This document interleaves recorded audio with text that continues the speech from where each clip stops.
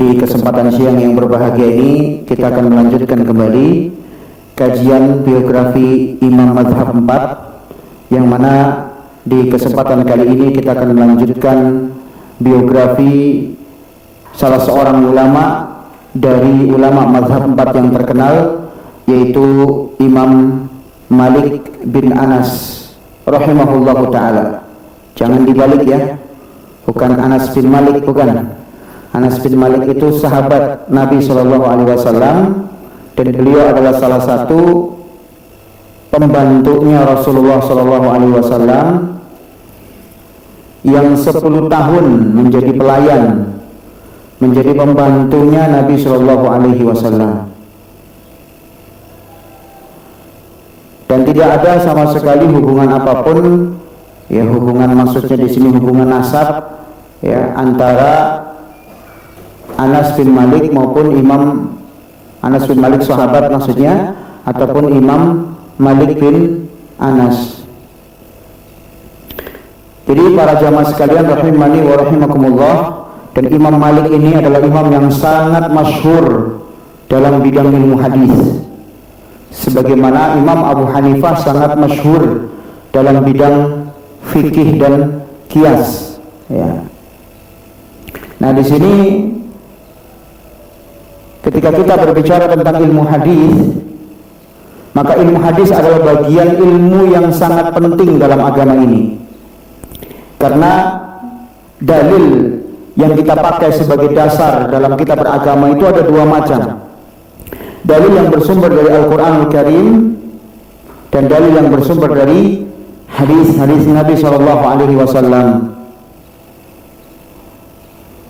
Dan ketika kita mempelajari perjalanan secara Islam, kodifikasi ilmu hadis merupakan salah satu bagian terpenting, karena fungsi daripada ilmu hadis adalah untuk menjaga agama. Selama lebih dari 1400 tahun para ulama mempelajari hadis, meriwayatkan hadis-hadis tersebut dan meneliti tentang keabsahan hadis tersebut. Kemudian barulah mereka menyebarkan hadis-hadis itu di tengah masyarakat. Dan itu bukan usaha yang sederhana. Jangan pernah kita berpikir yang namanya mengumpulkan hadis, meriwayatkan hadis, membukukan hadis itu pekerjaan yang sederhana. Tidak. Itu pekerjaan yang sangat berat, ya. Itu pekerjaan yang sangat kompleks permasalahannya. Kalau di zaman Nabi SAW, para sahabat ketika membawakan hadis, maka sahabat yang lain langsung percaya, sebab sahabat itu bukanlah orang-orang yang suka berbohong, ya. Sahabat itu adalah orang-orang yang jujur. Oleh karena itu di sini salah seorang tabi'in yang bernama Muhammad bin Sirin rahimahullah, pernyataan beliau dikutip oleh Imam Muslim dalam muqaddimah sahihnya. Kata Muhammad bin Sirin, lam yakunu yas'aluna 'anil isnad. Dahulu para sahabat tidak pernah bertanya tentang sanad hadis. Hadis ini sahih apa enggak sahih? Hadis ini riwayatnya siapa-siapa, kamu dari siapa mendengar? Enggak, mereka enggak nanyakan seperti itu. Sebab para sahabat itu terpercaya satu dengan yang lain, jujur mereka. Sehingga ketika ada seorang mendengar, saya mendengar dari sahabat fulan, maka langsung dipercaya. Karena enggak mungkin apa? Enggak mungkin bohong. Pasti sahabat ini mendengar dari Nabi SAW. Nah, itu apa? Itu kejadian di masa sahabat Nabi SAW. Akan tetapi di masa berikutnya, ketika terjadi munculnya kelompok-kelompok sesat, munculnya para pendusta yang mereka mendustakan hadis-hadis Nabi SAW, maka setelah itu apa kata Nabi SAW? Apa kata Muhammad bin Sirin rahimahullah? Ya, falamma waqa'atil fitnah, maka ketika terjadi fitnah, munculnya kelompok sesat seperti Khawarij, seperti Syiah Rafidhah, Murji'ah dan yang semisal dengan mereka, atau Qadariyah. Maka setelah itu apa? Qalu sammu lana rijalakum. Maka orang-orang yang datang setelah para sahabat mengatakan, sebutkan nama-nama rijal, nama-nama para perawi yang meriwayatkan hadis. Fayundaru ila ahli sunnah fayukhadu hadithuhum. Adapun ahli sunnah maka diambil hadisnya. Wa yundaru ila ahli bid'ah fala yukhadu hadithuhum. Adapun ahli bid'ah maka tidak diambil hadisnya. Baik, banyak para ulama yang memiliki jasa besar dalam meriwayatkan hadis, dalam meneliti hadis sahih atau tidak sahihnya, dalam meneliti sanad hadis, para perawi-perawi yang meriwayatkan hadis, ya. Di antara para ulama yang memiliki andil besar, memiliki jasa yang besar dalam periwayatan hadis adalah Imam Malik bin Anas rahimahullah. Beliau orang pertama yang membukukan hadis dalam kitabnya Al-Muwatta, ya. Baik, ini kitab hadis yang ditulis oleh Imam Malik rahimahullah, yaitu kitab Al-Muwatta. Dan sampai sekarang para ulama banyak yang mengajarkan kitab Al-Muwatta ini. Baik, bahkan terjemahan-terjemahannya pun sudah mulai tersebar. Ada terjemahan kitab Al-Muwatta ke dalam bahasa Indonesia, ya. Jadi ini kitab hadis, di antara kitab hadis pertama yang dibukukan yaitu kitab Al-Muwatta. Dan kitab Al-Muwatta ada sebelum Sahih Bukhari, ya, sebelum Sahih Bukhari sudah ada kitab Al-Muwatta. Baik, sejenak kita mengenal silsilah dari nasab Imam Malik ini dan bagaimana masa pertumbuhan beliau. Ini penting untuk kita bawakan. Silsilah nasab ini sangat penting karena fungsi kita mengetahui nasab adalah dalam rangka untuk menyambung tali silaturahim, ya. Ta'allamu min ansabikum ma tasiluna bihi arhamakum, ya, kata Nabi sallallahu alaihi wasallam, pelajarilah nasab-nasab kalian supaya kalian bisa saling menyambung silaturahim. Ya, banyak di antara kita ketika menyebutkan nasab, bapaknya, kakeknya, buyutnya dan seterusnya ke atas, itu ada yang tidak hafal. Bahkan kakeknya sendiri nggak ngerti, loh kakek saya namanya siapa ya? Karena nggak ngerti siapa kakeknya. Baik. Padahal nasab itu penting supaya kita bisa mengenal siapa kerabat-kerabat kita, yang dengan sebab itu kita bisa menyambung tali silaturahim. Kemudian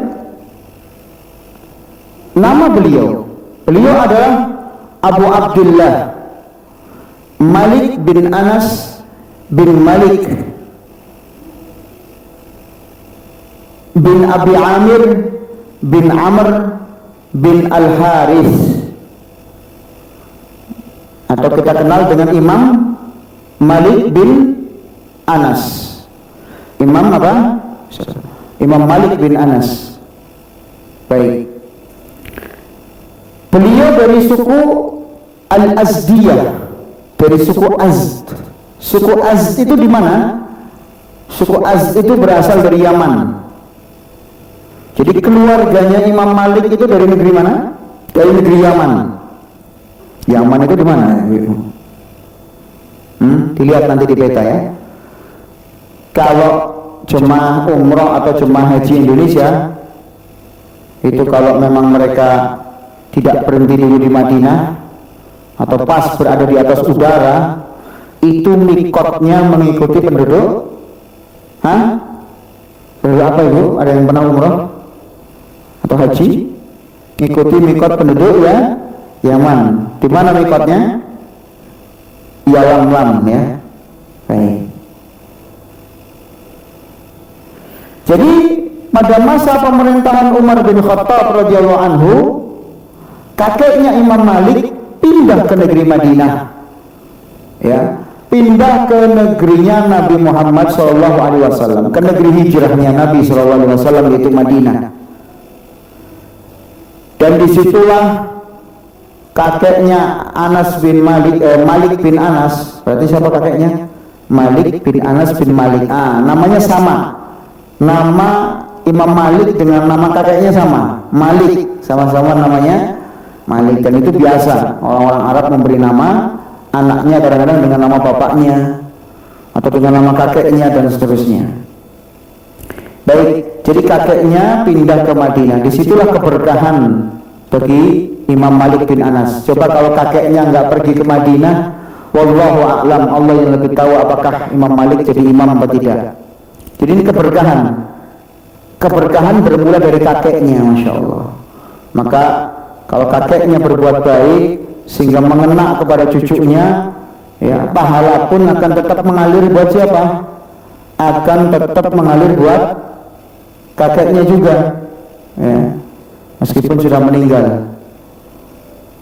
Seorang nenek berjasa kepada cucunya sehingga cucunya mendapatkan pengajaran agama, maka pahalanya pun mengalir buat neneknya juga. Intinya, man dalla ala khairin falahu mithlu ajri fa'ilih. Siapa yang mengarahkan kepada kebaikan menjadi sebab orang lain mendapatkan kebaikan, falahu mithlu ajri fa'ilih. Dia akan mendapatkan pahala seperti orang yang mengamalkan. Ibu-ibu memberitahu lewat BBM, lewat WhatsApp, Facebook dan yang lain-lainnya bahwa ada taklim di tempat ini, di tempat itu, di masjid ini, di masjid itu. Itu juga berpahala. Apalagi dengan pengumuman yang diumumkan, ya, menyebabkan orang-orang datang. Masya Allah. Gara-gara pengumuman kita, orang yang hadir taklim 100 orang misalnya, ya, pahalanya kita mendapatkan andil pahala 100 orang, ya. Dari pengumuman yang kita umumkan yang hadir 20 orang, masya Allah, banyak itu dapat pahala 20 orang. Jadi di sini tentunya intinya di sini bahwa siapa yang menjadi sebab kebaikan bagi orang lain, dia akan mendapatkan pahala. Nah, ini kakeknya Imam Malik, yaitu Malik, itu pindah ke mana? Pindah ke Madinah, sehingga kemudian keluarganya ada di Madinah.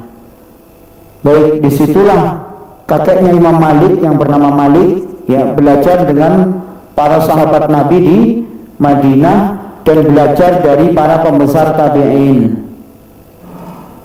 Baik, selanjutnya kelahiran Imam Malik.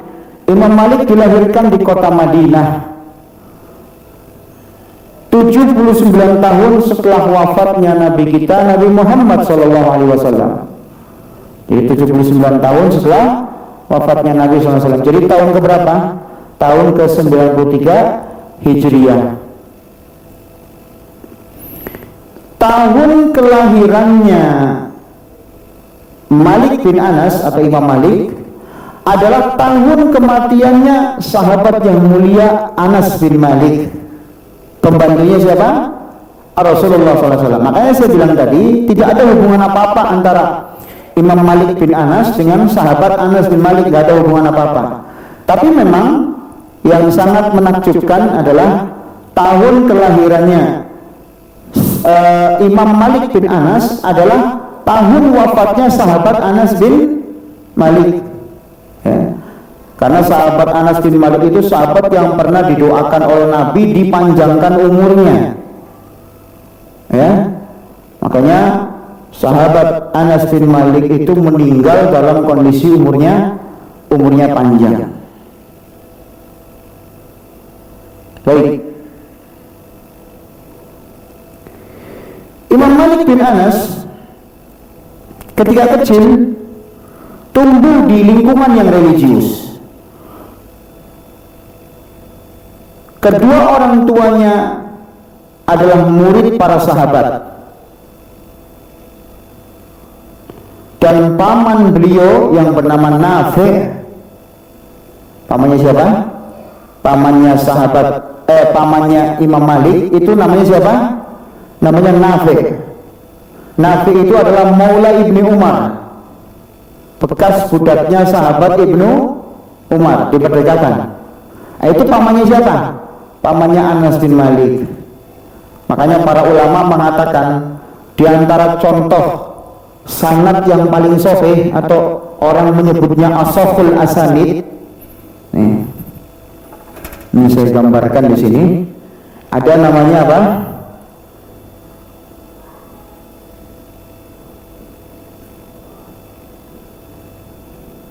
Ashahul asanid.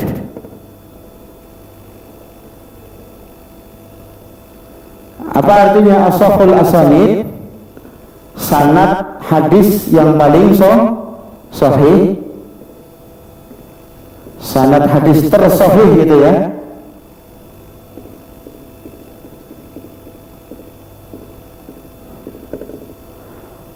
Ya, para ulama ahli hadis memberikan contoh sanad hadis tersahih ya.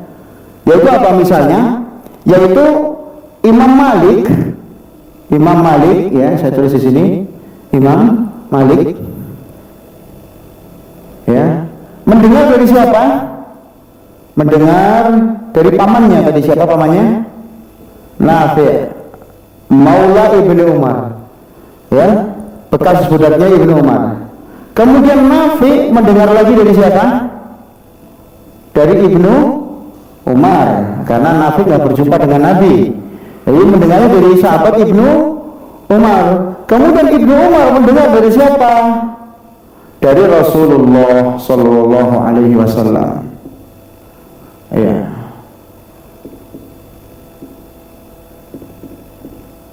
Nah, ini para ulama menyebutnya dengan sebutan apa? Ashahul asanid, sanad hadis yang tersahih. Ya, walaupun ada nggak contoh ashahul asanid yang lain? Ada, tapi yang paling terkenal, yang paling diberikan contoh oleh para ahli hadis adalah contohnya ini. Maka kalau kita runut nanti ke sini, bisa menjadi ashahul asanid yang lain. Nah, kita ambil contoh misalkan, kita buat skema lain. Ini Malik mendengar dari Nafi', Nafi' mendengar dari Ibnu Umar, Ibnu Umar mendengar dari Rasulullah. Nah, sekarang sanad ini menjadi berurutan lagi, nanti kalau ada yang di bawah lagi mendengar dari Imam Malik. Nah, kita ambil contoh sekarang. Kita ambil contoh, ada yang mendengar dari Imam Malik. Siapa yang mendengar dari Imam Malik? Muridnya Imam Malik siapa? Imam Syafi'i ya kan? Imam Asy-Syafi'i. Nah, kan? Nah, ini mantap ini susul hadisnya nih. Ya. Syafi'i misalkan, siapa yang mendengar dari Syafi'i? Misalkan Ahmad bin Hanbal, Imam Ahmad. Nah, baik. Ada lagi nanti yang mendengar dari Imam Ahmad, misalnya siapa? Bukhari. Nah, ini masalah silsilah, kata ulama silsilah Zahabiyah, silsilah emas dalam periwayatan hadis, ya.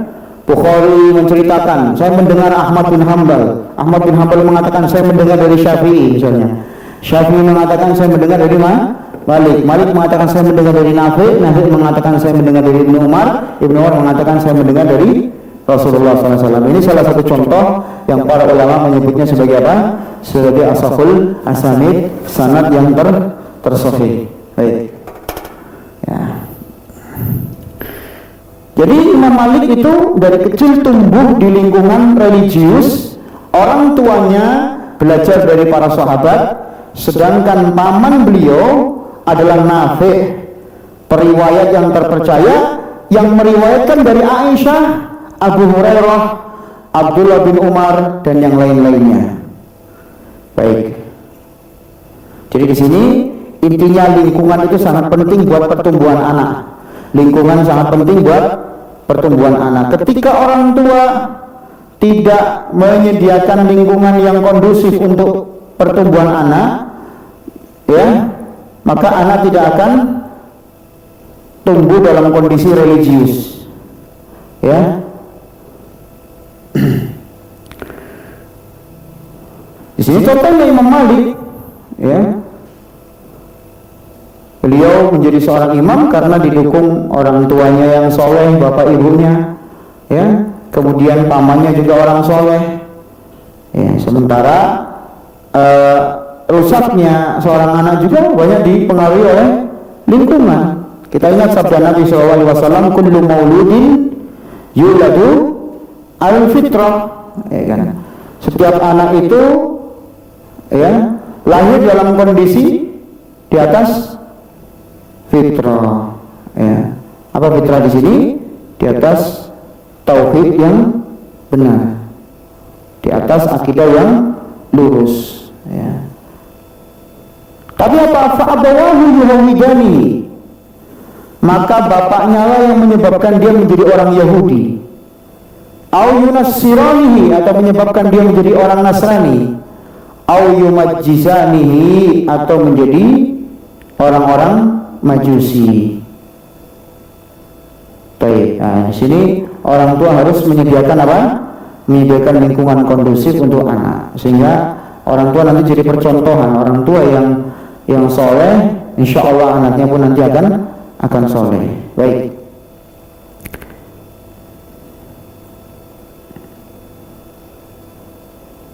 Baik, Imam Malik punya saudara yang bernama Nadhr. Namanya siapa? Namanya Nadhr. Nadhr ini adalah saudaranya Imam Malik, dan Nadhr itu lebih dulu belajar ilmu hadis daripada Imam Malik. Ya, Nadhr ini belajar dari para ulama tabi'in di masanya dan langsung meriwayatkan hadis dari mereka. Akhirnya Nadhr ikut mengikuti jejak saudaranya tadi, ikut mempelajari ilmu hadis juga. Ya, sampai akhirnya Imam Malik lebih unggul dan lebih alim, lebih cerdas daripada kakaknya sendiri, daripada saudaranya yaitu Nadhr. Ya, bahkan Imam Malik juga menguasai ilmu fikih dan ilmu tafsir. Makanya merupakan pendapat yang salah ketika ada orang mengatakan Imam Malik itu bukan ulama di bidang fikih. Ini salah. Sebab kalau ada khilaf ulama, khilafnya Imam Malik itu khilaf yang muktabar, khilaf yang teranggap. Ini menunjukkan bahwa Imam Malik adalah apa? Ulama fikih, ya. Bahkan beliau juga ulama di bidang tafsir. Baik, selanjutnya kita akan membahas tentang perjalanan menuntut ilmu dan sampai beliau menjadi ulama besar di Madinah. Bagaimana Imam Malik, sejarah perjalanan beliau dalam menuntut ilmu sampai beliau menjadi imam besar di Madinah. Ini sekaligus memberikan perhatian buat kita bahwa segala sesuatu itu perlu proses. Segala sesuatu itu ada marhalahnya, ada fasenya. Tidak ada orang itu langsung ujuk-ujuk pintar sendiri, ujuk-ujuk jadi imam, jadi ulama, nggak ada ceritanya. Pasti butuh apa? Belajar. Dan proses inilah yang paling berat. Biasakanlah kita mengajarkan kepada anak kita untuk apa? Untuk menghargai sebuah proses. Jangan hanya melihat hasil.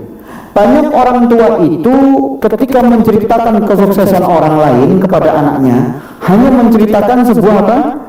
Hanya menceritakan keberhasilan, tidak menceritakan apa?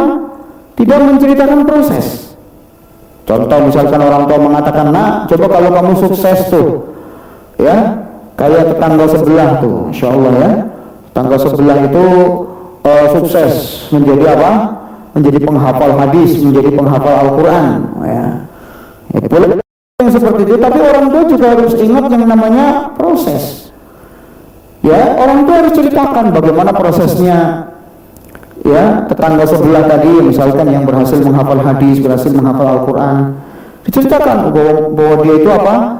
Rajin dalam menghafal, ya, ulet, ya, tidak putus asa, tidak mudah goyah ketika menghafal. Ya.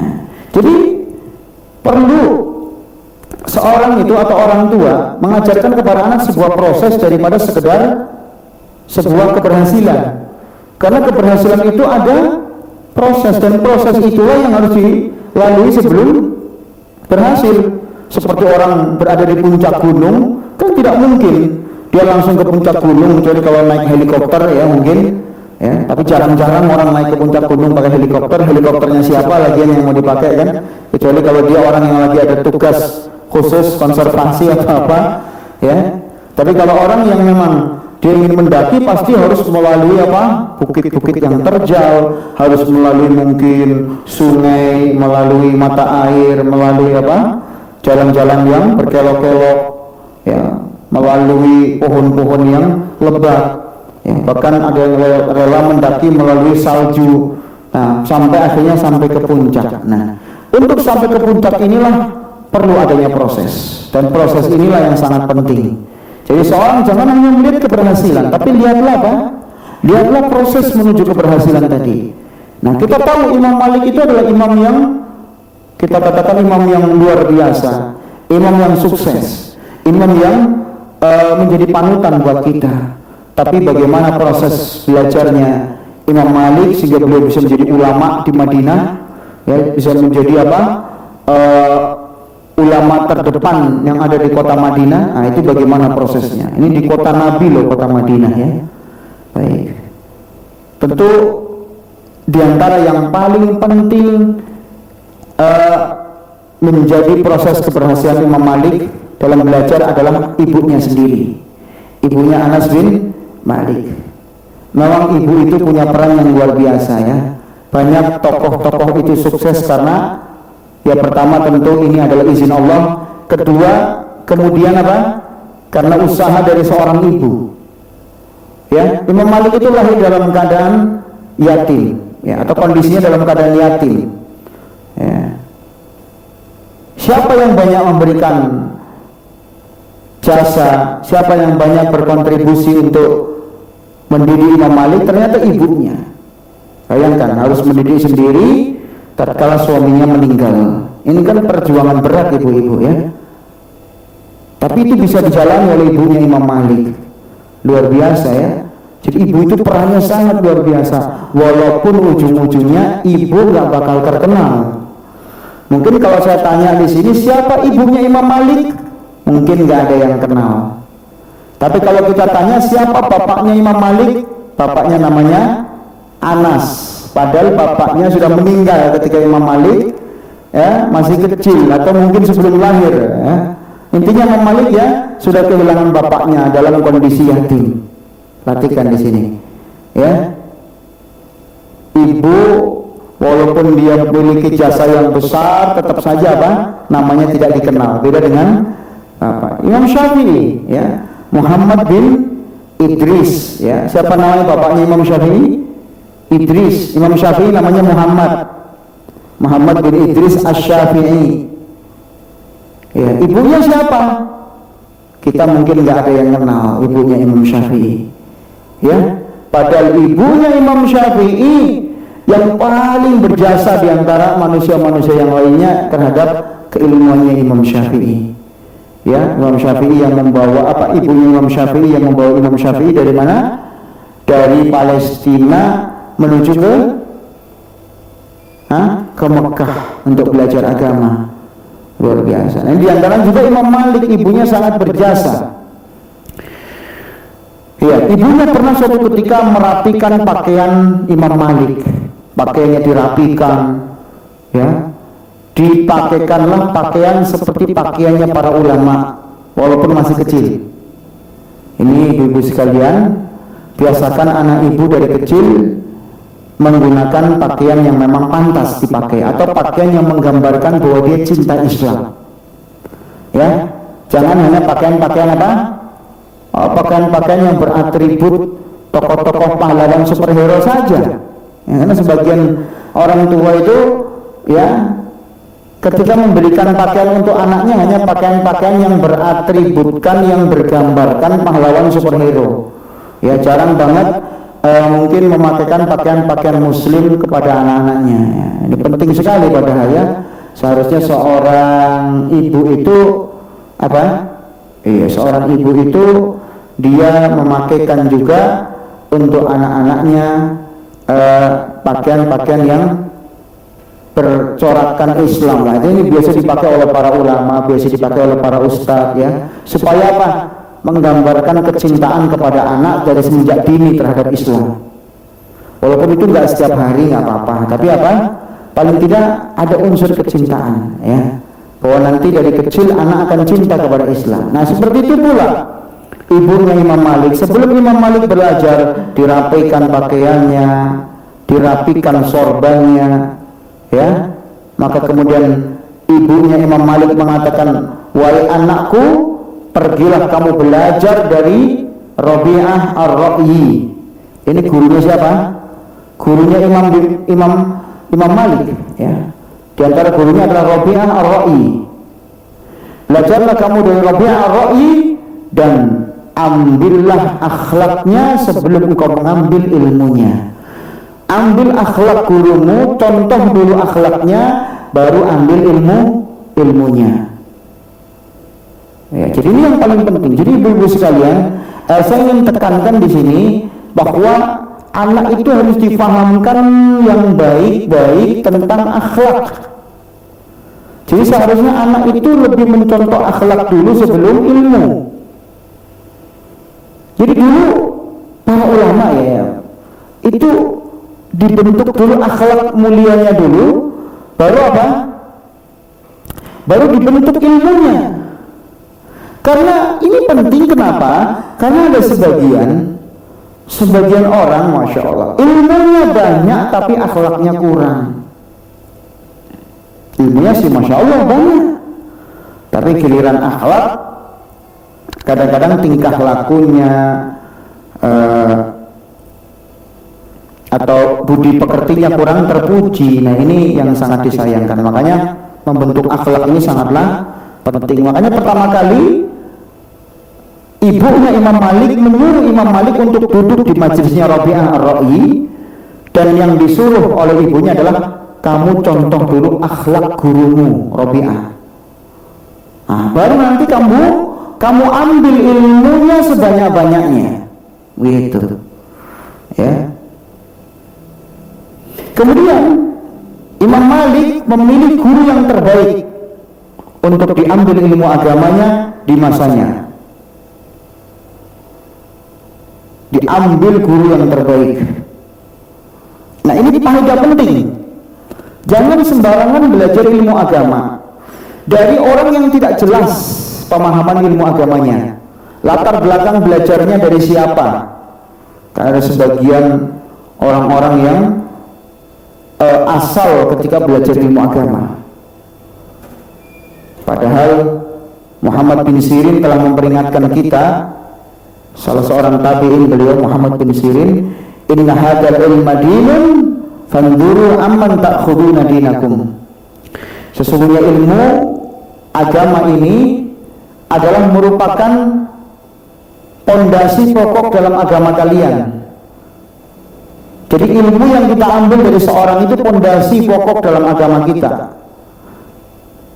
Oleh karena itu apa kata beliau Muhammad bin Sirin rahimahullah, fanduru amman ta'khuduna dinakum. Ambillah dari mana kalian mengambil ilmu agama ini dengan guru-guru yang tepat. Ya, lihat dari mana kamu mengambil ilmu agama ini, jangan sembarangan. Ya, kalau kita ingin memilih mobil saja harus selektif, mobil ini pas apa tidak, memilih motor juga selektif, apalagi memilih seorang guru lebih selektif lagi. Dan luar biasa, Imam Malik banyak mengambil pelajaran dari setiap guru-guru yang beliau ambil ilmunya. Di antaranya adalah Rabi'atul Ra'yi dan Yahya bin Sa'id Al-Qattan. Yahya bin Sa'id Al-Qattan ini dua guru besar yang paling memberikan inspirasi terhadap Imam Malik. Ya. Guru-guru beliau banyak, tapi dua ini yang paling memberikan inspirasi. Sama kayak kita ya, mungkin kita punya guru-guru banyak, punya ustadz-ustadz banyak, tapi ada beberapa ustadz yang memang sangat memberikan pengaruh positif buat kita. Ya, jadi nggak masalah seorang mungkin dalam hatinya apa, oh saya lebih klop dengan ustadz ini. Tapi ingat, kalau memang ustadz tadi memang mengajarkan sunnah yang sahih, ambil semua ilmunya. Walaupun mungkin diantara ustadz-ustadz tadi ada yang mungkin paling memberikan apa, inspirasi buat kita. Tapi tetap semua diambil ilmunya, jangan dipilah-pilih ya. Semua diambil ilmunya kalau memang dia apa, berpemahaman sunnah yang benar, mengajarkan akidah yang sahih, mengajarkan manhaj cara beragama yang benar. Kita ambil ilmunya, walaupun mungkin oratornya kurang, ceramahnya mungkin agak bikin ngantuk, tetap kita sabar mengambil ilmu dari mereka. Nah, Imam Malik pernah mengatakan, bahwa nasihat yang paling sering saya dapatkan dari guru-guru saya, kata Imam Malik, jangan segan-segan untuk mengucapkan Allahu a'lam, Allah yang lebih tahu. Iya, ini pelajaran penting ya. Para ulama kita sering mewanti-wanti jangan sampai kita menjadi orang yang sok tahu ya. Karena ilmu agama ini rawan. Ilmu agama ini rawan para ibu-ibu sekalian ya. Banyak orang-orang yang bersikap sok tahu berkaitan dengan ilmu agama. Ya, coba kalau berbicara masalah ilmu agama, semua orang mau ngomong, apapun profesi dia, maunya dia ngomong. Ya. Jadi kita lihat kalau apalagi lihat dunia maya itu kita sampai geleng-geleng kepala mungkin ya. Kenapa? Karena banyaknya orang-orang yang berbicara serampangan. Nah, di sini para ulama memberikan nasihat Ini nasihat berharga disampaikan oleh para salaf kita, para ulama kita. Apa itu? Allahu a'lam. Allah yang lebih tahu. Nih. Ya. Allahu a'lam. Bahkan banyak para ulama kita mengatakan Allahu a'lam itu apa? Nisful ilmi. Ya. Nisful ilmi. Apa itu nisful ilmi? Ayo bahasa Arab dikit-dikit. Nisful ilmi apa? Setengah ilmu. Allahu a'lam itu ternyata setengah ilmu. Sebab apa? Sebab dia telah menyerahkan ilmunya kepada Allah. Kalau seorang menyerahkan ilmunya kepada Allah, berarti dia mengakui bahwa dirinya lemah dan Allah yang berilmu. Makanya ketika seorang mengucapkan Allah a'lam, berarti dia telah menyebarkan setengah ilmu. Mengajarkan orang lain kalau tidak tahu ucapkan Allahu a'lam. Dan ini pelajaran paling penting yang didapati oleh Imam Malik dari siapa? Dari guru-gurunya. Jadi kita ini jangan sok tahu ya. Jangan sok tahu bahwa semua pertanyaan ingin kita jawab. Ini orang nggak waras ya kalau semua pertanyaan dijawab semuanya, itu nggak waras. Mana mungkin kita mengetahui semuanya? Nggak mungkin. Makanya kadang-kadang kita punya kelemahan di bidang ilmu kesehatan. Oleh karena itu kalau kita sakit kadang-kadang kita periksa ke dokter, karena dokter lebih berilmu daripada kita. Nah, dokter ingin belajar ilmu hadis, datang ke siapa? Ke ustadz. Saya ingin ikut belajar ilmu hadis. Monggo silakan, kan gitu. Nah, jadi orang itu tidak ada yang menguasai semua bidang, ya kan? Nanti berbicara taktik perang, serahkan kepada jenderal-jenderal kita, komandan-komandan kita ngerti taktik perang. Tapi kalau nanti belajar fikih tentang jihad, datang ke ustadz, kan gitu. Jadi ini pentingnya, jangan kita merasa semua kita ingin kuasai. Tidak ada. Manusia itu lemah. Wa ma utitum minal ilmi illa qalila. Kata Allah, kalian tidaklah diberi ilmu kecuali sedikit. Sehingga banyak-banyaklah kita selalu mengucapkan Allahu a'lam ini. Ya, ini yang sering menjadi prinsipnya Imam Malik. Imam Malik itu kalau sudah tidak yakin dengan sebuah pertanyaan, beliau tidak akan menjawab. Tidak main cocok-cokan yang barangkali ini jawabannya mungkin cocok benar. Siapa tahu benar? Enggak ada.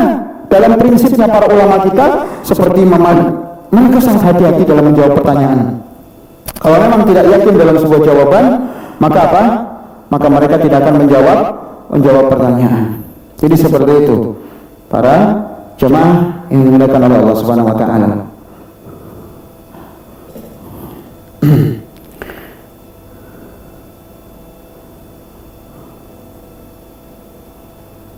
Baik, di sini ada juga kisah menarik tentang bagaimana ketawaduan Imam Malik ketika beliau diberikan pertanyaan oleh orang-orang yang datang dari luar. Ya. Jadi ada orang-orang bertanya tentang suatu perkara. Ya, dan perkara ini ditanyakan kepada Imam Malik, ya, bagaimana tawadhunya Imam Malik dalam menjawab pertanyaan. Beliau hanya menjawab pertanyaan yang beliau bisa jawab. Sisanya beliau tidak ragu untuk mengucapkan Allahu a'lam. Iya.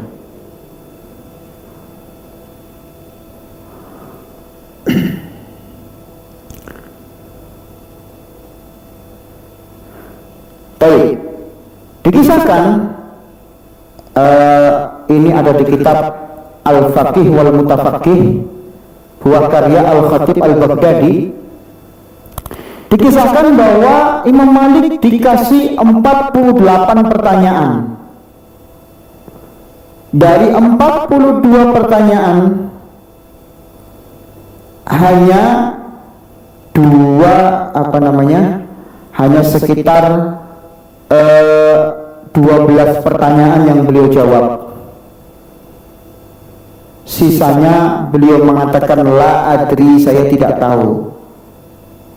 Berarti berapa tuh? Kalau 48 yang dijawab cuma 12, sisanya berapa? 36 pertanyaan nggak dijawab. Luar biasa ya. Kalau kita mungkin kita jawab semuanya itu.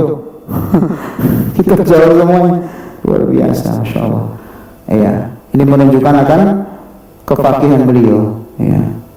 Bahkan Imam Abu Hanifah juga pernah dikasih 9 pertanyaan, semuanya beliau jawab la adri. Ya, semua jawab la adri. Kalau mungkin pertanyaan ini ditanyakan ke ustadz zaman sekarang, gampang jawab semuanya bisa. Ya, ini kehati-hatian mereka para ulama. Ya, dan tidak ada gengsi mereka itu. Kalau memang tidak bisa menjawab, kenapa harus gengsi? Sebab apa?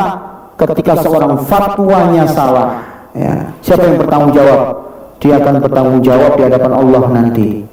Ada 10 pertanyaan dari jemaahnya, 20 pertanyaan dari jemaahnya, ternyata jawabannya ngawur, asal-asalan, tidak ada dasar dan dalilnya. Dia akan bertanggung jawab di hadapan siapa nanti? Di hadapan Allah Subhanahu wa ta'ala.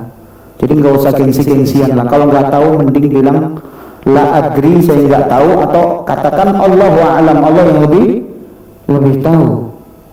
Tak usah kita membebani diri dengan sesuatu yang tidak kita mampu. Kalau kita mampu menjawab dan kita tahu ilmunya, jawab. Sebab itu amanah di hadapan Allah, bahwa dia punya ilmu itu jangan ditutup-tutupi, jangan disembunyikan ilmunya. Tapi kalau dia tidak yakin, ya ragu-ragu, maka apa? Maka dia tidak menjawab. Baik.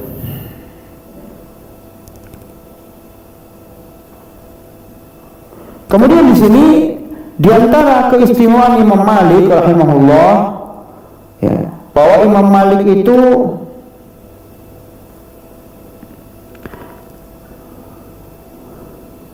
ketika mempelajari ilmu, beliau mempelajari secara komprehensif. Beliau belajar secara tertib, belajar secara benar, tidak asal belajar loncat sana loncat sini, tidak. Jadi dikuasai ilmu itu benar-benar sampai mantap. Jadi ngajinya tidak loncat sana loncat sini, tidak, tapi kuatkan ilmu dari dasarnya, terutama ilmu yang kaitan dengan akidah, kaitannya dengan hadis, tafsir, fikih. Ini dikuatkan benar oleh Imam Malik. Dan salah satu ciri khas keistimewaan kajian yang dibawakan oleh Imam Malik dalam majelisnya, Imam Malik itu apa? Ketika membahas fikih, beliau tidak banyak membahas fikih bersumber dari akal beliau saja, dari hasil perenungan beliau saja, tidak, tapi beliau menafsirkan fikih dengan membawakan dalil-dalil hadis. Kemudian beliau lebih banyak memberikan contoh praktis dari amalan penduduk Madinah. Kenapa? Sebab Rasulullah hidup di Madinah dan para sahabat banyak di Madinah. walaupun itu nanti pembahasannya bukan di sini ya. Pembahasan apakah amalan penduduk Madinah itu dalil atau bukan, itu bukan pembahasan kita di sini, tapi ini pembahasan usul fikih. Ya. Nah, jadi ini saya akan memberikan gambaran contoh bagaimana majelisnya Imam Malik ya. Imam Malik itu kita sepakat ya, beliau imam di bidang apa tadi? Di bidang hadis, kemudian juga di bidang apa? Di bidang fikih, kemudian di bidang tafsir. Ya, beliau juga menguasai bidang lain, tapi 3 bidang ini yang paling dikuasai. Ini sekaligus memberikan pelajaran. Kita kalau belajar ilmu agama, lihat bakat kita di mana, bakatnya kita di mana. Misalnya kita lebih banyak menonjol di bidang fikih, dalami fikih. Fikih apa? Fikih kan macam-macam, ada fikih taharah, fikih sholat, fikih jual beli perdagangan, fikih zakat. Pasti di antara fikih itu mana yang paling menonjol? Didalami. Ya. Karena kita punya kemampuan yang tidak sama. Ya, kemampuan kita itu berbeda-beda, tidak sama. Makanya dalam belajar itu butuh fokus, butuh takhusus, butuh apa? Butuh mendalami ilmu khusus yang memang itu cocok dengan apa? Cocok dengan kemampuan kita ya. Kalau ilmu yang kaitan dengan akidah memang itu landasan ya. Baik. Nah ini, jadi ini Imam Malik ya. Imam Malik ya, tadi sudah kita jelaskan beliau menonjol di bidang apa, ilmu-ilmu yang beliau menonjol. Jelas yang paling pertama hadis, karena beliau yang pertama kali membukukan hadis yaitu dalam kitabnya apa? Al-Muwatta. Ya, nggak diragukan. Selanjutnya apa ilmu yang kedua? Ilmu fikih. Yang ketiga apa? Ilmu tafsir. Ya. Nah, di antara majelisnya Imam Malik yang paling ramai dihadiri adalah ilmu majelisnya beliau ketika mengajarkan ilmu fikih. Ini ramai sekali, ya. Jadi sampai-sampai orang-orang menggambarkan apa? Masjid itu penuh berdesak-desakan onta. Gara-gara apa? Ramainya orang menghadiri majelisnya Imam Malik. Kalau sekarang itu parkirnya sampai nggak muat kalau orang parkir mobil. Kalau dulu onta, orang parkir onta sampai nggak muat. Kalau sekarang orang parkir mobil sama motor sampai full kalau sekarang ya. Nah, Imam Malik itu kalau menjelaskan fikih tidak hanya bersumber dari apa? Beliau sangat menghindari yang namanya apa? Yang namanya hanya menggunakan ra'yu saja. Paham? Beliau sangat menghindari ini, hanya menggunakan ra'yu. Artinya, oh menurut saya begini, oh menurut saya begini, oh menurut enggak. Ya, beliau menghindari betul yang namanya apa? Ra'yu. Nah, bagaimana beliau mengajarkan metode fikih? Nah, nih, nanti 3 ini saling berkaitan. Begini, Imam Malik ketika mengajarkan fikih, pertama kali misalkan membahas sebuah masalah, cari dulu dalilnya dari mana? Dari hadis. Nah, mana ada nggak dalilnya dari hadis Nabi? Ini masalah ini, bawakan ada hadis-hadisnya. Nah, kalau Imam Malik ini luar biasa. Beliau kalau membahas fikih tidak hanya membahas masalah pertama ini, masalah kedua ini, cabang enggak. Tapi Imam Malik diberi keistimewaan setiap bahas fikih mana hadisnya.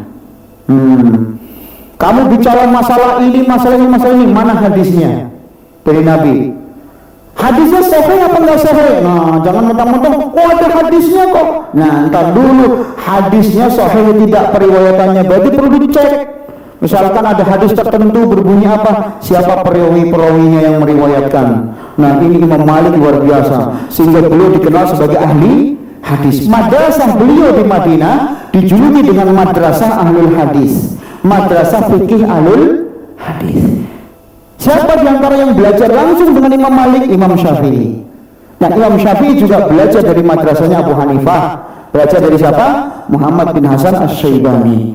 Nah, makanya yang Imam Syafi'i itu diberi karunia oleh Allah keistimewaan punya metodologi 2 fikih dari negeri besar, fikih madrasah ahli hadis dengan madrasahnya ahlul Iraq. Ahli Iraq itu madrasahnya Abu Hanifah. Baik. Nah, ini Imam Malik rahimahullah, beliau luar biasa. Nah, nanti ketika menjelaskan hadis tidak cuma bawakan hadis ini, enggak. Hadisnya nanti dikaitkan dengan tafsir. Ditafsirkan. Ya, ini hadis ini maksudnya apa? Ini kata-katanya seperti ini luar biasa. Ini metodologi yang luar biasa sehingga apa? Banyak orang memadati majelisnya Imam Malik karena metode beliau yang luar biasa dalam mengajarkan fikih. Beliau mengajarkan bagaimana melakukan pendalilan supaya dalilnya ini benar, supaya istidlalnya ini nggak melenceng begitu. Ini para jamaah sekalian. Baik.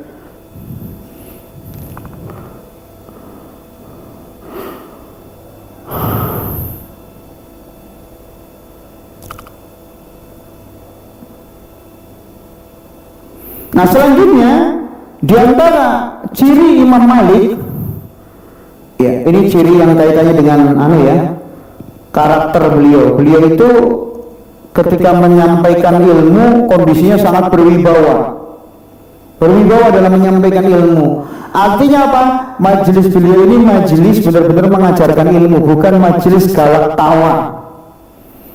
Gimana Ustaz majelis galak tawa? Karena ada beberapa kadang-kadang jemaah mengikuti majelis taklim, mengikuti pelajaran, mengikuti tabligh akbar, ya.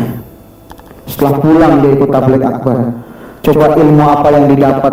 Oh, ustadznya lucu misalnya. Nah, kok ustadznya lucu? Maksudnya faedahnya apa tadi kamu belajar?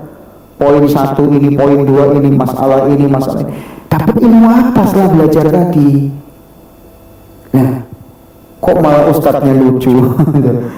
Nah ini para jemaah, justru yang seperti ini membuat tidak berwibawa. Kalau cuma lucu-lucuan, tukang lawak itu lebih lucu, gitu ya. Cuma lucu-lucuan.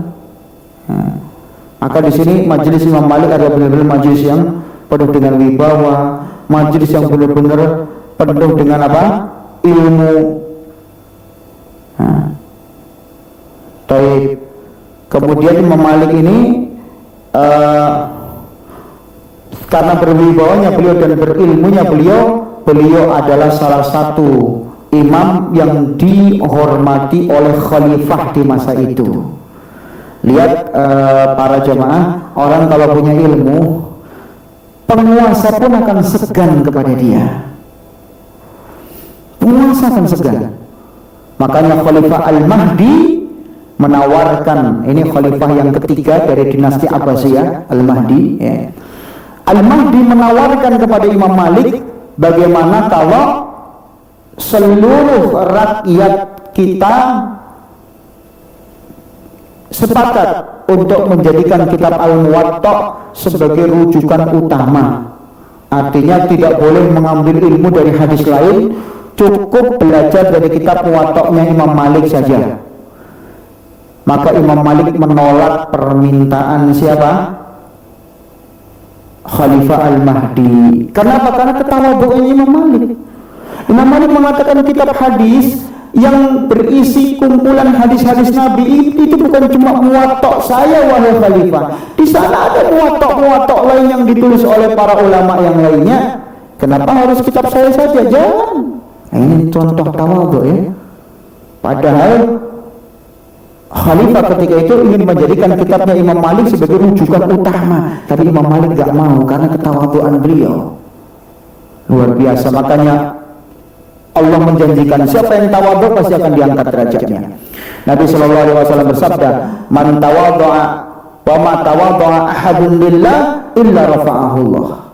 Ya, orang-orang yang tawadhu karena Allah pasti akan diangkat derajatnya oleh Allah Subhanahu wa taala. Pasti. Di antaranya adalah siapa?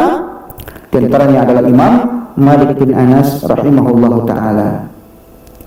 Baik.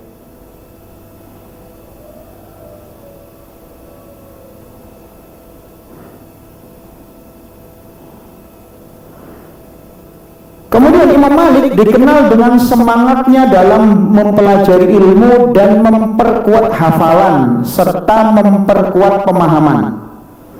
Jadi meskipun beliau orang yang sibuk mengajar, tapi tetap beliau meluangkan waktu untuk belajar, menghafal dan menguatkan pemahaman. Pernah suatu ketika beliau meminta orang lain untuk membacakan 30 hadis. Ya. mendengar 30 hadis. Setelah mendengar 30 hadis itu, ya, 29 hadis terhafalkan, hanya 1 hadis saja yang lewat. Dengar doang loh, bukan menghafal. Ayo, bisa nggak? Kita kadang ngapal sampai 100 ya hilang ngapalan hadisnya ya. Imam Malik itu dibawakan 30 hadis. Masya Allah ya. Dibawakan berapa? 30 hadis ini. Imam Malik mendengar 30 hadis ini. Ya. 30. Ini dengar langsung loh ya. Bukan sambil ngapal, enggak.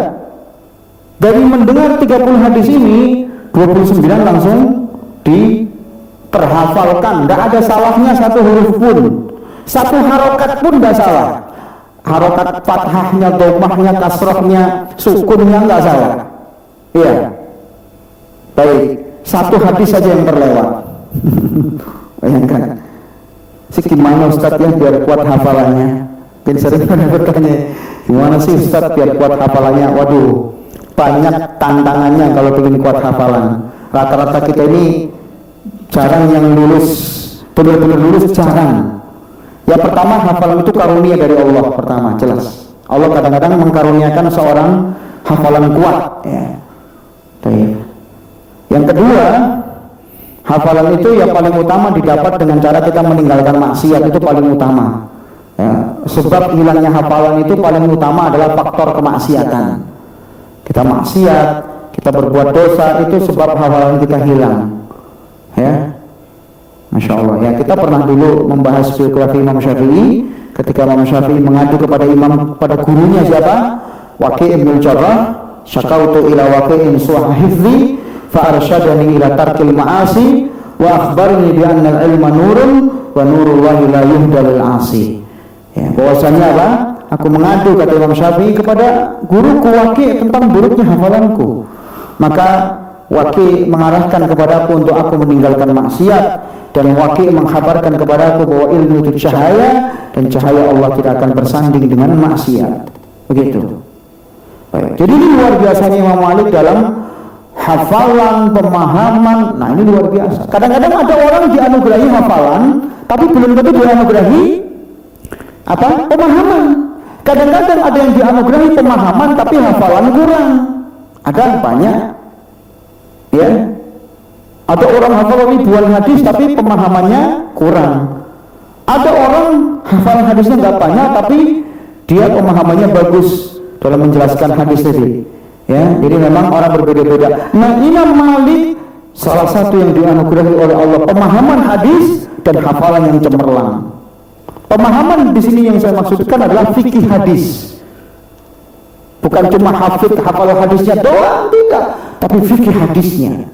Sampai-sampai Imam Syafi'i memberikan pujian yang luar biasa kepada Imam Malik. Ya, apa pujian Imam Syafi'i ini kepada Imam Malik? Ya, ini pujian yang luar biasa yang menggambarkan kedalaman ilmu apa? Ilmu hadisnya Imam Malik rahimahullah. Ya, apa kata Imam Syafi'i? Ya, ini kata Imam Syafi'i ini. Idza ja'al haditsu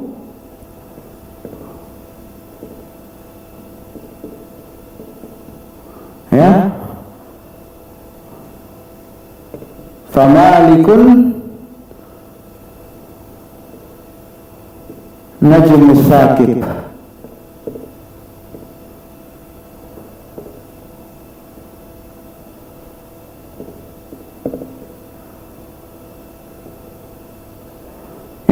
Ini kata apa? Kata Imam Asy-Syafi'i.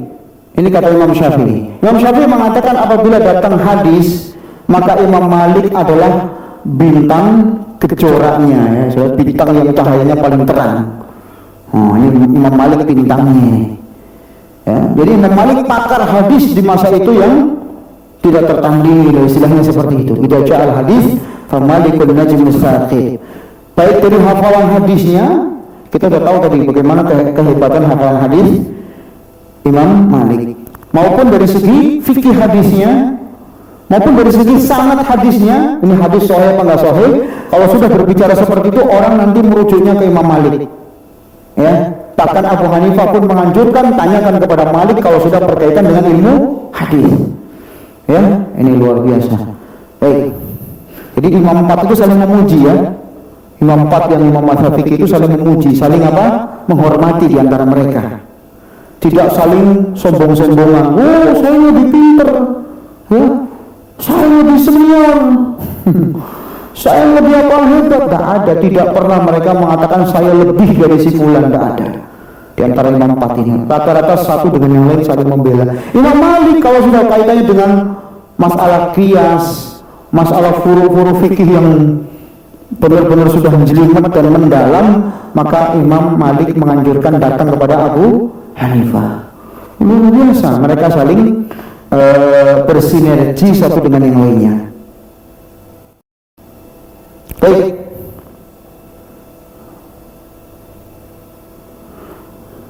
Dan salah satu di antara sifat terpuji Imam Malik itu tidak suka dengan orang-orang yang suka meremehkan ilmu, nggak menghargai ilmu agama. Contoh, ketika Imam Malik menyampaikan sebuah masalah, ada yang nyeletuk, itu kan masalah ringan, nggak usah saling menyalahkan. Padahal ini masalah penting harus disampaikan. Nggak usah saling ini. Jadi Imam Malik tidak suka ketika beliau mengajarkan sebuah masalah, kemudian ada orang mengatakan, oh ini masalah gampang, ini ringan. Suka-suka kita aja. Nah, Imam Malik langsung marah dan langsung beliau membacakan surah Al-Muzammil ayat ke-5. Surah apa? Surah Al-Muzammil ayat ke-5. Ini silakan dibuka Al-Quran. Surah Al-Muzammil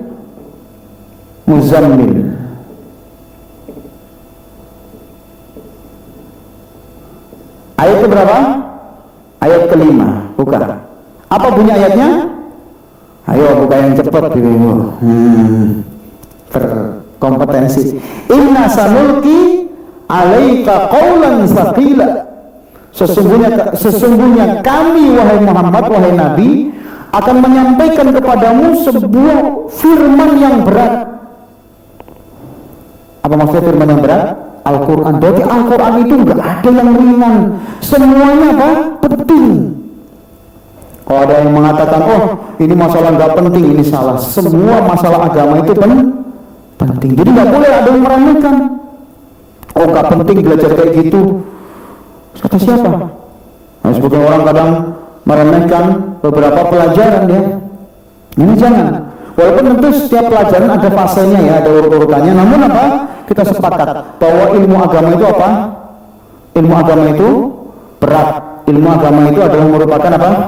Firman Allah yang berat yang harus kita hormati semuanya. Tidak ada yang enggak manfaat, semuanya manfaat.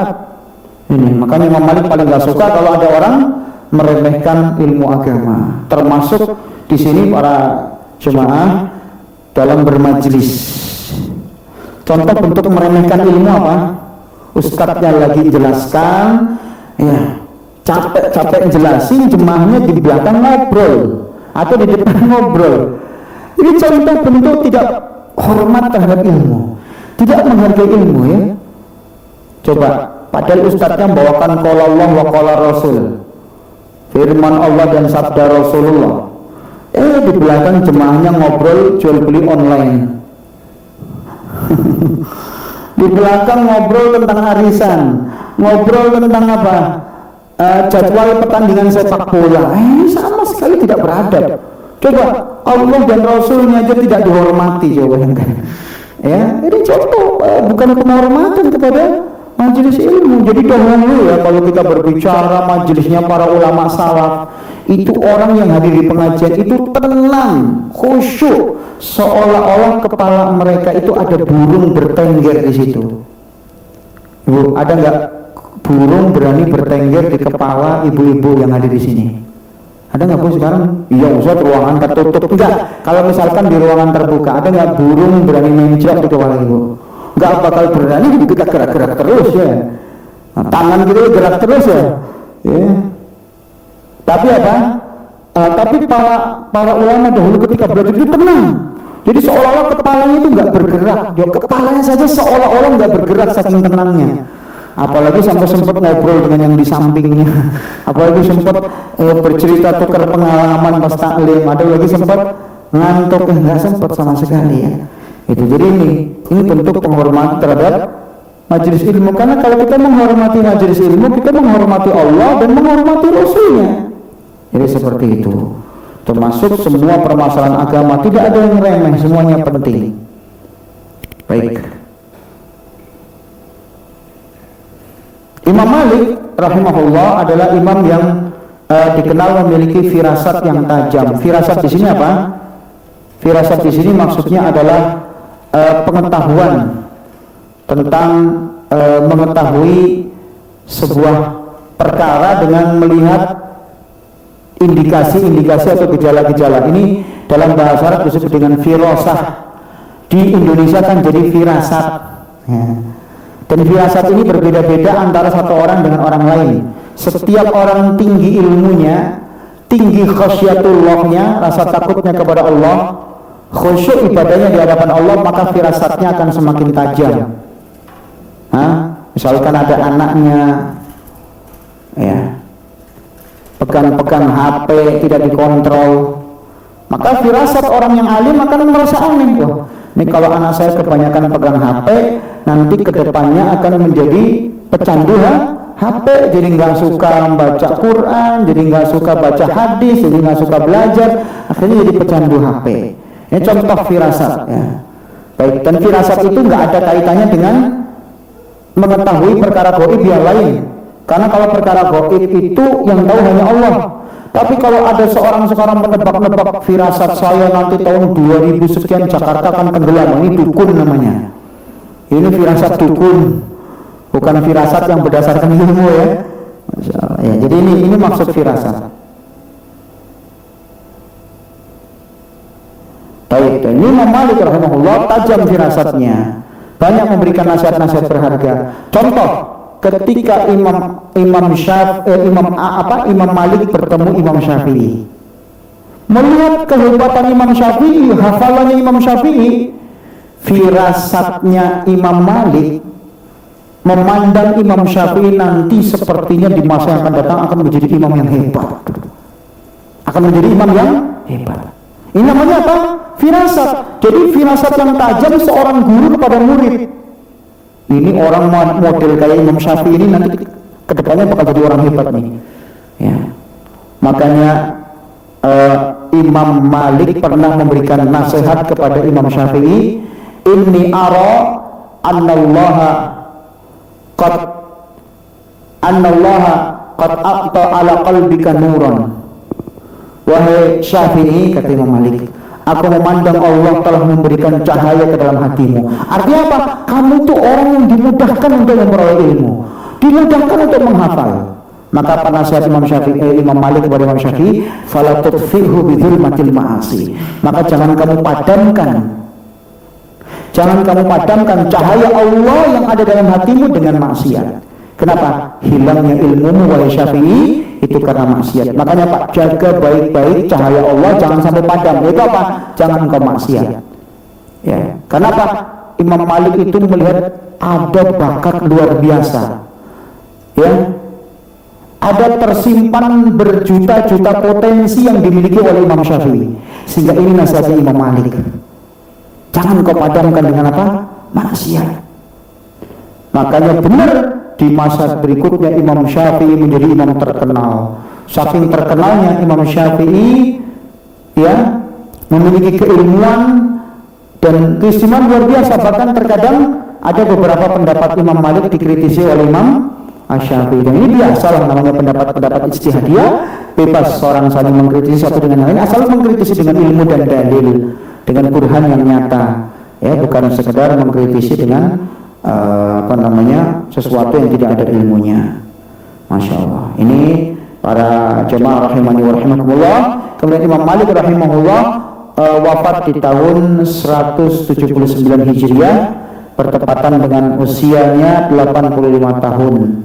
beliau dikuburkan di pekuburan Baqi' yang ada di Madinah. Ya, mudah-mudahan Allah menganugerahkan surga kepada beliau dan kepada seluruh ulama kaum muslimin, serta menganugerahkan surga kepada kita seluruhnya yang taat di atas ajaran Allah dan Rasulnya. Amin ya rabbal alamin. Jadi ini yang bisa kita bahas pada kesempatan kali ini, biografi ringkas Imam Malik rahimahullah ta'ala. Insyaallah di pertemuan lainnya ada kesempatan kita akan lanjutkan biografi imam yang terakhir, yaitu Imam siapa? Imam Ahmad bin Hanbal rahimahullah ta'ala. Baik, barangkali mungkin ada pertanyaan yang mau disampaikan, ya dipersilakan.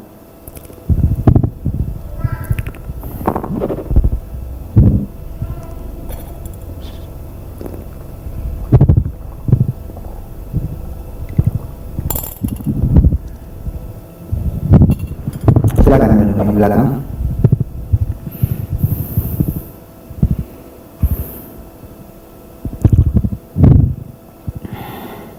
Terima kasih sebelumnya sudah diberikan kesempatan untuk bertanya. Saya mau nanya gini, kan kita mengenal 3 jenis untuk tampilan Al-Quran sekarang kan ya. Ada satu yang ada di gadget kita, yang kedua yang ada terjemahannya, yang satu Quran yang benar-benar full hanya tulisan Arab saja. Nah, pertanyaannya adalah yang pertama, dari ketiga jenis Quran tersebut, yang manakah yang mendapatkan pahala 1 huruf dapat 10 pahala atau 10 kebaikan? Terus yang kedua, untuk misalnya dari ketiga Quran tersebut, kalau kita ke kamar mandi seperti apa gitu perlakuannya? Apakah tasnya kita harus taruh di luar dulu atau seperti apa? Karena saya sih lebih prefer untuk membeli Quran yang tulisan Arab semua. Tapi ada keraguan kalau saya ke kamar mandi, saya agak ragu untuk membawa Quran tersebut. Itu saja pertanyaannya, terima kasih. Baik, poin pertama Ibu, makasih atas pertanyaannya. Tentang mana yang lebih utama dari 3 cara membaca Al-Quran. Pertama melalui mushaf Al-Quran, ya, yang kita kenal ya, mushaf Al-Quran yang biasa kita baca itu, ya. Kemudian melalui gadget, ya. Yang ketiga mungkin melalui yang lainnya, mungkin buku tafsir atau yang lainnya ya. Nah, dari 3 macam ini yang paling utama tentu membaca Al-Quran langsung dengan mushaf Al-Quran, artinya mushaf yang memang tercetak untuk Al-Quran. Nah, itu yang paling utama. Iya, diantaranya adalah ada riwayat yang dinyatakan, riwayat ini dinyatakan hasan, ya. Riwayat ini dinyatakan hasan, bahwasanya ada hadis berbunyi, man sarrahu an yuhibbullah an yuhibballaha wa rasulah falyaqra fil mushaf. Siapa yang ingin dicintai ya oleh Allah dan Rasulnya, man sarrahu an yuhibballaha wa rasulah, siapa yang senang dicintai oleh Allah dan Rasulnya, falyaqra fil mushaf, hendaknya dia membaca melalui mushaf. Hadis ini dinyatakan hasan oleh Syekh Al-Albani. Baik, dari sini menunjukkan bahwa membaca melalui mushaf itu paling utama Ibu ya. Tapi kalau pahala Bu, semuanya sama.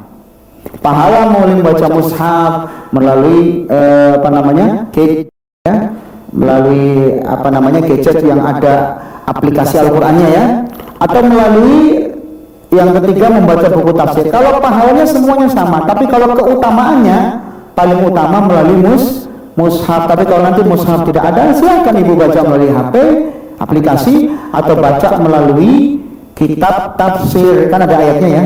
Terutama kalau Ibu nanti lagi haid. Nah, kalau lagi haid, kadang-kadang kan kita nggak boleh menyentuh mushaf langsung ya.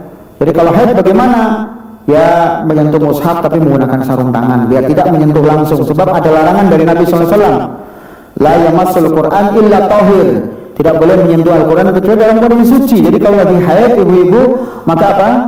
Gunakan sarung tangan untuk menyentuh mushaf, tidak menyentuh langsung. Nah kalau repot menggunakan mushaf, silakan membaca melalui HP ya, atau membaca melalui kitab tafsir. Jadi kalau pahala membacanya semua sama ya, kata Nabi SAW, man qara'a harfan min kitabillah falahu hasanah wal hasanatu bi asyri amsalha, la aqulu alif lam mim harfun walakin alifun harfun wa lamun harfun wa mim harfun. Kata Nabi SAW, siapa yang membaca satu huruf dalam Al-Quran, maka dia akan mendapatkan mendapatkan satu kebaikan.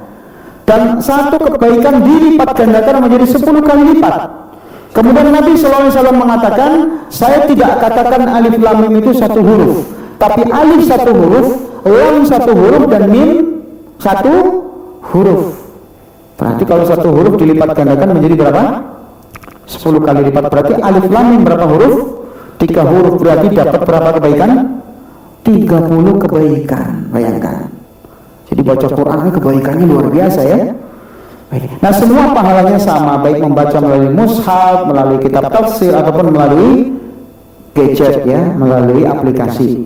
Tapi yang paling afdol, kalau berbicara paling afdol adalah melalui mushaf berdasarkan dalil tadi ya, hadis yang hasan tadi. Baik.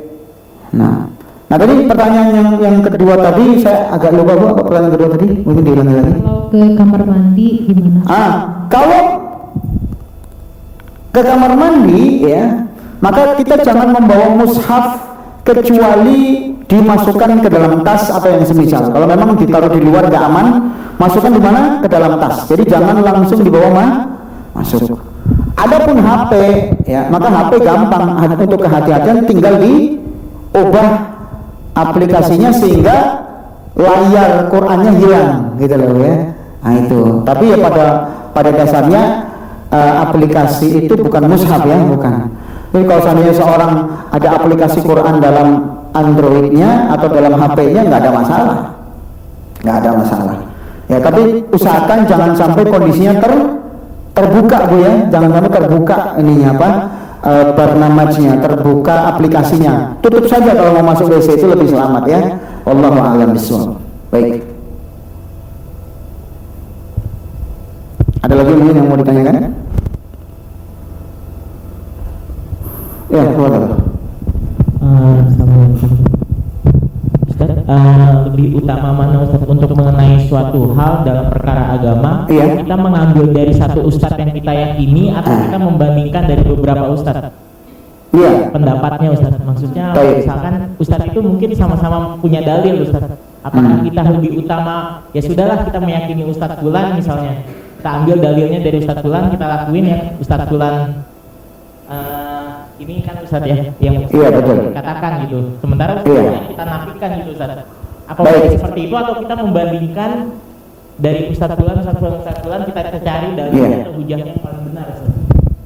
Baik, jadi terkait dengan permasalahan perbedaan pendapat yang terjadi di antara ustadz kita, terutama nanti permasalahan yang sifatnya ijtihadiyah, ada ranah ijtihad di situ, artinya ada sama-sama memiliki dalil dalam permasalahan. Tidak khilaf kuat ya, bukan khilaf yang asal-asalan, bukan khilaf menjadi ijma, bukan.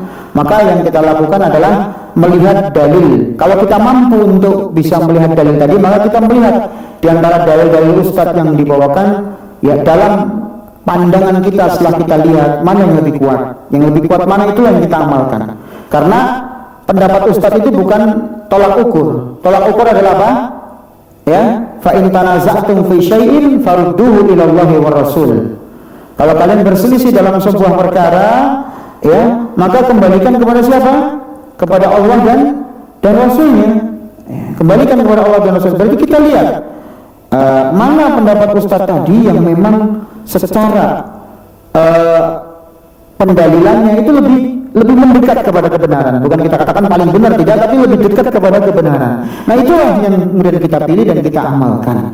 Ya, tanpa kita melihat siapa ustadz yang berpendapat itu. Yang penting kita mengambil pendapat ini berdasarkan selaras dengan dalil yang kita pahami. Itu yang kita ambil. Siapapun ustadz yang berpendapat ini tidak penting bagi kita. Sebab prinsip seorang muslim itu bukan perkataan siapa ustadznya, tapi apa dalilnya. Itu saja. Ya. Tapi tetap status kita yang menghormati para ustadz tadi ya, meskipun kita ambil yang lebih dekat kepada dalil, tapi yang berbeda pendapat dengan kita dalam masalah itu, dan memang masalah ini ijtihadiyah murni, tidak kita cela, tidak kita maki, apalagi kita hajar, kita isolir, tidak. Ya, ini yang paling tepat seperti itu. Karena kita punya prinsip apa? Istadil summa takid, cari dalil dulu, pahami dulu dalil, baru kemudian kita yakini. Ya. Nah, adapun nanti yang berbeda pendapat dengan kita, ya, kita tidak mencaci maki mereka, kita tidak mencela mereka, apalagi berpecah belah. Ini terlarang, ya. Itu kalau memang permasalahan ini kaitan dengan ijtihad. Kecuali kalau permasalahan prinsip, ya, prinsip akidah, prinsip bertauhid, prinsip agama yang lurus atau bermanhaj, maka apa? Kita salahkan orang-orang yang salah. Ya. Kenapa? Karena ini jelas menyelisihi apa? Akidah yang lurus. Baru kita kita jelas, kita tegas mengatakan itu salah. Ini bagi apa? Bagi orang-orang yang bisa memperhatikan dalil. Namun bagi orang-orang awam, Ustaz, saya juga dalil nggak ngerti, ini nggak ngerti. Orang awam tugasnya bertanya kepada siapa ahli ilmu yang terpercaya dalam keyakinan dia. Ya kan orang awam nggak ngerti dalil, nggak ngerti kitab, nggak ngerti apa. Maka apa? Orang awam patokannya dari ustadz-ustadz yang dia ambil ilmunya, siapa yang paling terpercaya selama dia bermuamalah. Bisa terpercaya dari segi apa? Dari segi ucapannya. Masya Allah, kalau selama muamalah dengan ustadz ini omongannya jujur, nggak pernah dusta, ya. Kalau kemudian apa? Sopan santunnya, akhlaknya mulia, akidahnya lurus, amar ma'ruf nahi mungkarnya bagus. Kemudian apa? Ketika ditanya, dia hati-hati dalam menjawab, tidak sembarangan. Biasanya kan ditanya, oh tunggu Pak ya, saya baca-baca dulu Pak, nanti baru saya kasih jawabannya nanti. Benar, ketika memberi jawabannya benar-benar ilmiah. Ya. Jadi dari sekian ustadz yang ada, selama dia bermuamalah, siapa yang paling terpercaya ilmunya? Nah, sekarang ambil ilmunya dari ustadz itu. Sebab orang awam tidak memiliki apa? Filter, dia tidak mampu membedakan. Maka apa? Ambil dari ustadz yang memang terpercaya, yang memang dia yakin bahwa ustadz itu apa? Ilmunya terpercaya. Kecuali kalau nanti jelas-jelas, oh pendapat ustadz setelah dia belajar banyak, ya, ternyata salah, maka apa? Tidak diikuti, ditinggalkan, ya. Ikuti yang lebih benar karena berdasarkan dalil, ya. Tapi ingat, bukan berarti nanti kalau nggak sepakat kemudian dia celah ustadznya. Ada orang kadang begitu, sudah nggak tahu butang budi dengan gurunya, mentang-mentang sudah pintar, guru yang dulu mengajarkan di sia-siakan, diejek, diremehkan. Ini tetap bukan bentuk adab, ya, yang seperti ini. Wallahu a'lam bishawab. Baik. Ada lagi Ustaz? Ya, silakan Bu. Pertanyaannya adalah, jadi gurunya Imam Malik ini selain apa? Maula Ibnu Umar ini siapa lagi Ustaz? Gurunya kan dia kan ini pada saat dia kecil kan yang Ibnu Umar. Nah setelah dia dewasa dia berguru kepada siapa Ustaz? Banyak guru-gurunya Imam Malik itu, Ibu atau Ibu yang bertanya, ya. Jadi Imam Malik itu guru yang tadi saya sebutkan bahwa guru utamanya Imam Malik itu dua. Yang pertama adalah siapa? Ada ingat tadi? Rabi'ah Ar-Ra'i. Itu guru paling utamanya Imam Malik. Yang kedua adalah siapa? Yahya bin Sa'id Al-Qattan. Dan diantara gurunya lagi adalah Nafi' Maula Ibnu Umar, bekas budaknya Ibnu Umar. Ya. Nah, yang paling berpengaruh kepada Imam Malik dua ini. Siapa? Rabi'ah Ar-Ra'i dengan Yahya bin Sa'id Al-Qattan. Makanya di sini tadi saya juga nggak sempat menyampaikan faedah ini, ya. Saya tulis lagi, ya, biar lebih jelas. Ini namanya susah, ya Bu, ya, kalau nyebutin bin. Iya. Kita lihat, kita akan sedikit memberi gambaran. Ini guru paling berpengaruh. Saya katakan ini guru paling berpengaruh, guru paling memberikan inspirasi kepada Imam Malik, ya. Nah, guru utama Imam Malik, ya. Yang pertama siapa? Rabi'ah. Ini Rabi'ah nama laki-laki, Bu, ya, bukan nama perempuan. Rabi'ah Ar-Ra'i.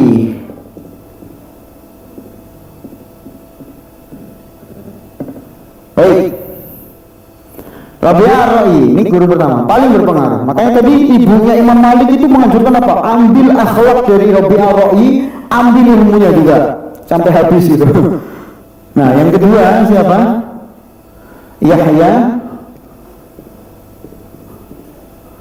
bin Sa'id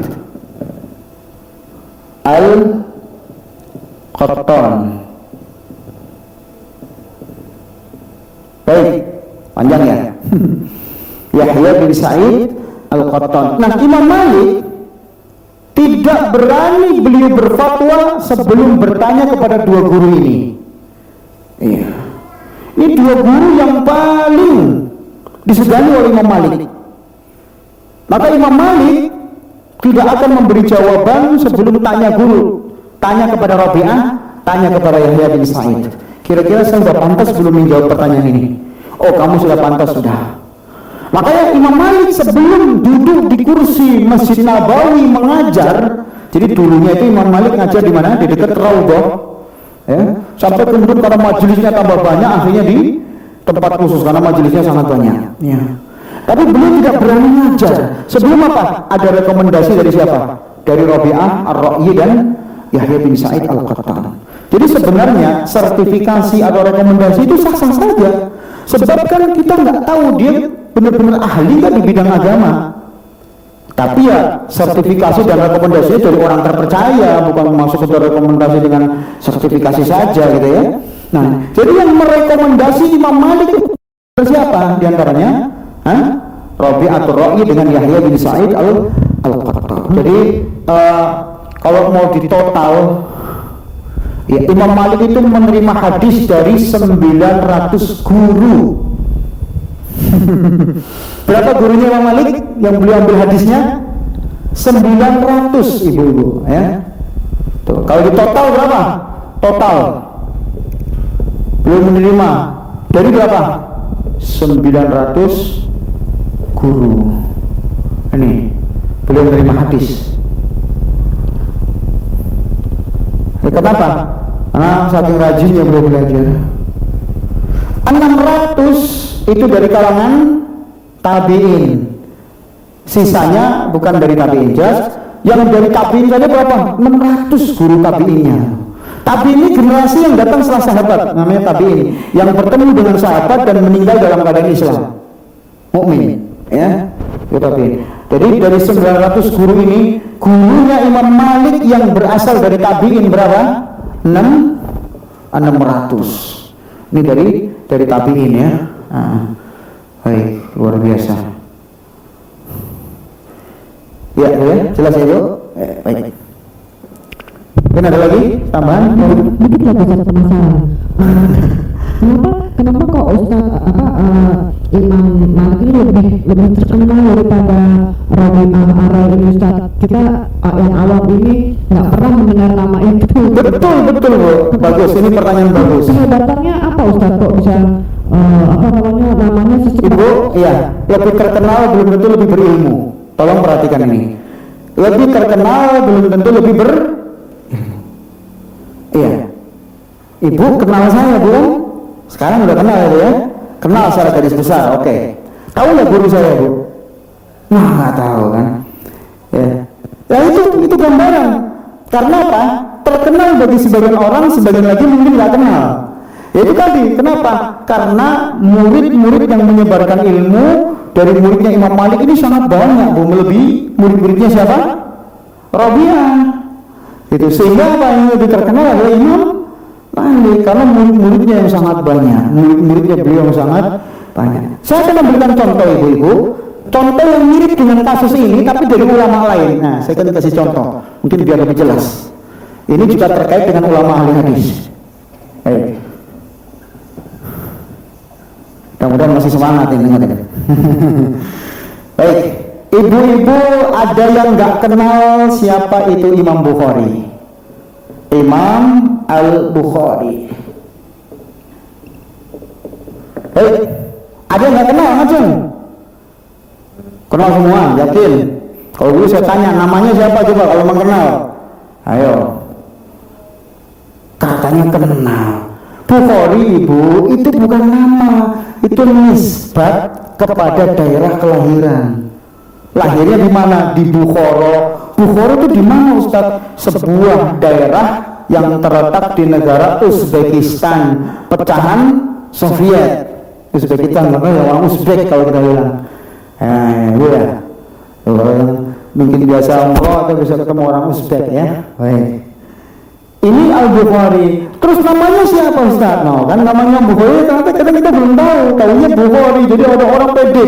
Nama anaknya siapa? Nama anaknya Bukhari. Biar ntar kayak Imam Bukhari. Padahal nama Bukhari siapa?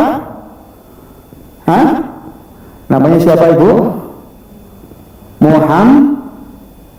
Muhammad. Nama bapaknya Ismail. Jadi Muhammad bin Ismail. Kakeknya namanya Bardisbah, ya. Baik. Jadi namanya Bukhari siapa? Muhammad, ya. Ini benar. Bukhari itu nisbat. Sama kalau ada orang lahir di Jakarta namanya Muhammad Al-Jakarti. Kenapa kalau Jakarta? Karena orang di Jakarta. Kalau lahir di Makassar Muhammad Al-Makassari. Nah, itu Bukhari itu begitu asalnya. Oh, mudeng gitu. Nah, Muhammad bin Ismail Al-Bukhari. Baik. Siapa salah satu guru yang paling disegani oleh Imam Bukhari? Baik, saya tanya. Siapa guru yang sangat disegani oleh Imam Bukhari? Ini gurunya. Gurunya yang sangat disegani oleh Imam Bukhari siapa? Bukan Imam Ahmad bin Hanbal. Itu termasuk gurunya, tapi ada satu guru sangat disegani dalam bidang hadis. Itu apa? Hah? Imam Ahmad Al-Madini. Al-Madini, bukan Ahmad bin Hanbal, ya. Al-Madini. Dan atau yang dikenal dengan Ibnul Madini. Ini gurunya nih. Ibu-ibu kenal Al-Madini? Ibnul Madini? Belum pernah dengar kan? Padahal dia gurunya Imam Bukhari loh. Kenapa lebih terkenal Imam Bukhari? Sebab Imam Bukhari menulis kitab Sahih. Dan kitab Sahih Bukhari kita baca sampai sekarang. Kita nggak kenal Ibnul Madini itu gurunya Imam Bukhari. Baik, saya kasih contoh lain. Masih kaitannya dengan Imam Bukhari. Baik, contoh sebentar ya. Baik, ibu-ibu tahu nggak apa sebab musabab Imam Bukhari menulis Sahih Bukhari? Pasti ada sebabnya, ya. Apa sebab yang menyebabkan Imam Bukhari semangat untuk menulis Sahih Bukhari? Ada yang tahu? Ternyata terinspirasi dengan perkataan gurunya. Siapa gurunya? Hah? Siapa guru Imam Bukhari yang menginspirasi Imam Bukhari menulis Sahih Bukhari? Kitab Sahih Bukhari, ya. Baik. Siapa gurunya? Hah? Namanya Ishaq bin Rahawai atau Ishaq bin Rahuyah. Dua kata ini boleh, Rahawai atau Rahuyah. Ishaq bin Rahuyah. Ishaq bin Rahuyah pernah berceramah, wahai murid-muridku, kalau seandainya di antara kalian ada yang menulis kitab sahih, cuma mengumpulkan hadis-hadis sahih saja, itu saya harapkan. Dan itu usaha nggak mudah. Dan usaha ini membuat Imam Bukhari tertantang. Wah, ini nasihat berharga nih dari Ishaq ini. Ishaq bin Rahuyah ini atau Rahawai.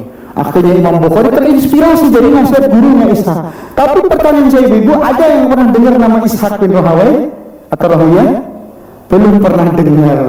Jadi nggak mesti kita ini harus mesti kenal semua, enggak. Tapi Imam Bukhari kita tahu, padahal Imam Bukhari terinspirasi dari siapa? Dari dari Ishaq bin Rahuyah, sehingga terinspirasi untuk menulis Sahih Bukhari. Pada dasarnya, Bu, nggak penting terkenal nggak terkenal itu nggak penting.